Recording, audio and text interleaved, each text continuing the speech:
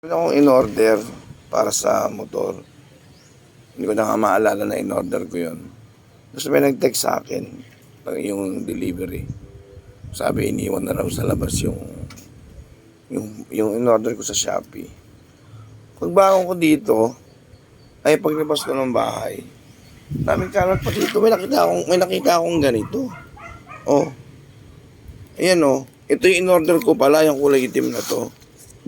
O alam nyo kasi yung nag-unboxing, yung tarantado na yan, o, ayan, o. O. Iyan na lang, nauna pa nagbukas sa akin nung in-order ko. Ikaw, Chichi, bakit ikaw ang nagbubukas nito? Eh kung nasira mo to, paano? Ha? Ba't ikaw nag-unboxing? Ikaw ba ang bumili? Ikaw ba ang gagamit? Ha? Taka. Kaya lang hindi nasira yung pinaka-item. Ang buwisit eh. Tingnan nyo kung gaano siya kagaling, oh, yung aso namin. Yan, oh, pangit. Si Pango, sabi nung iba. Paano nyo nandito yan, malamang nandito yan sa loob eh. Nakabalot dito yan, oh, yan. Paano nyo nailabas dito yan, oh?